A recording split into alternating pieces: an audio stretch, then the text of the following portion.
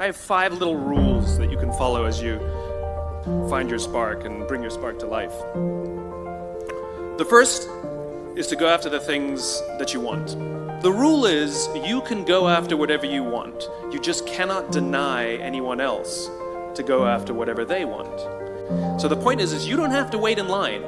You don't have to do it the way everybody else has done it. You can do it your way. You can break the rules. You just can't get in the way of somebody else getting what they want. That's rule number 1. Rule number 2. I like this one.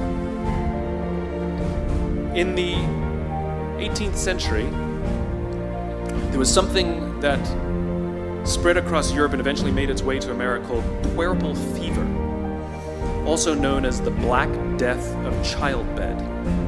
Basically what was happening is women were giving birth and they would die within 48 hours after giving birth.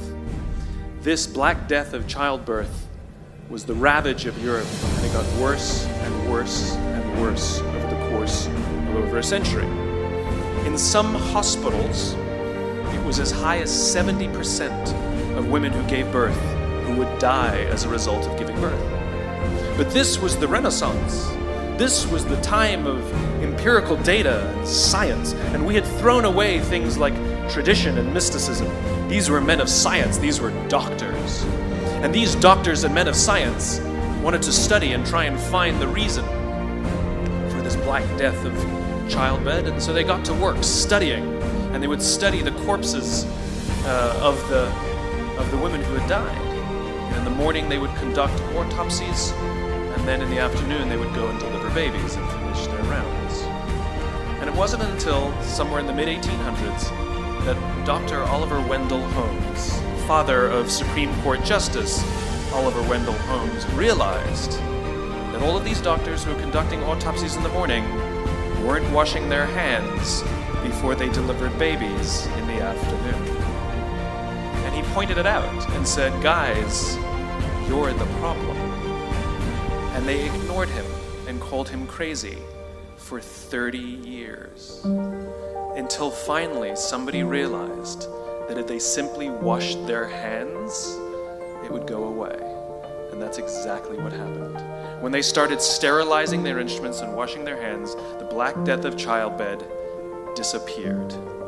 My point is, the lesson here is, sometimes you're the problem.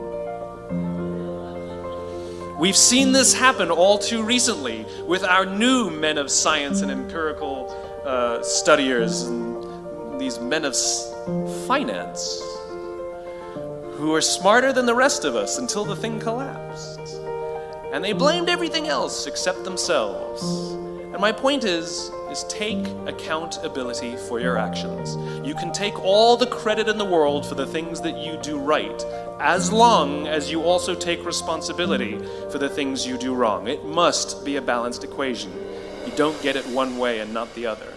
You get to take credit when you also take accountability. That's lesson 2. Lesson 3, take care of each other. The United States Navy SEALs are perhaps the most elite warriors in the world. And one of the SEALs was asked, who makes it through the selection process? Who is able to become a SEAL?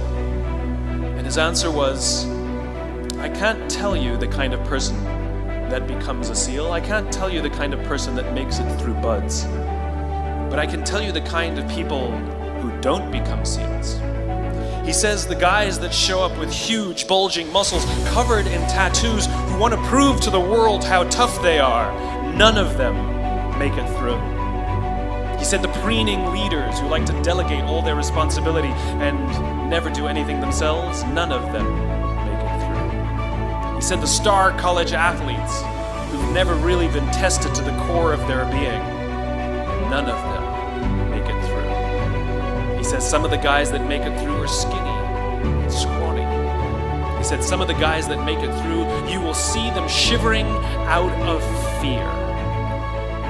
He says, however, all the guys that make it through, when they find themselves physically spent, emotionally spent, when they have nothing left to give physically or emotionally, somehow, some way, they are able to find the energy to dig down deep inside themselves, to find the energy to help the guy next to them. They become SEALs, he said. You want to be an elite warrior. It's not about how tough you are.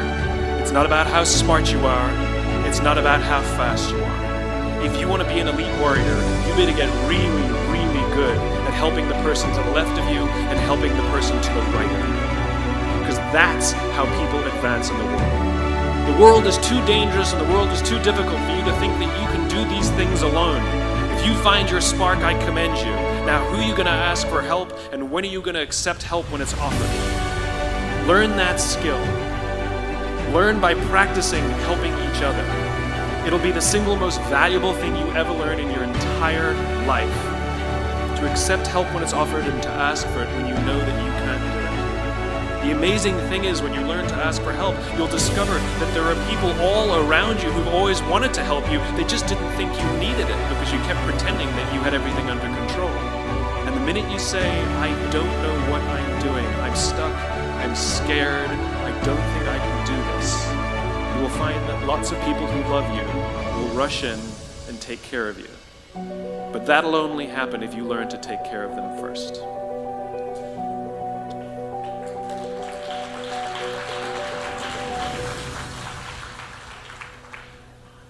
Lesson 4. Nelson Mandela is a particularly special case study in the leadership world because he is universally regarded as a great leader. You can take other personalities, and depending on the nation you go to, we have different opinions about other personalities. But Nelson Mandela across the world is universally regarded as a great leader. He was actually the son of a tribal chief. And he was asked one day, how did you learn to be a great leader? And he responded that he would go with his father to tribal meetings. And he remembers two things when his father would meet with other elders. One, they would always sit in a circle. And two, his father was always the last to speak. You will be told your whole life that you need to learn to listen. I would say that you need to learn to be the last to speak. I see it in boardrooms every day of the week. Even people who consider themselves good leaders, who may actually be decent leaders, will walk into a room and say, here's the problem, here's what I think, but I'm interested in your opinion, let's go around the room. It's too late. The skill to hold your opinions to yourself until everyone has spoken does two things. One, it gives everybody else the feeling that they have been heard. It gives everyone else the ability to feel that they have contributed. And two, you get the benefit of hearing what everybody else has to think before you render your opinion. The skill is really to keep your opinions to yourself. If you agree with somebody, don't nod yes. If you disagree with somebody, don't nod no. Simply sit there, take it all in, and the only thing you're allowed to do is ask questions so that you can understand what they mean and why they have the opinion that they have. You must understand from where they are speaking, why they have the opinion they have, not just what they are saying. And at the end, you will get your turn. It sounds easy, it's not. Practice being the last to speak. That's what Nelson Mandela did.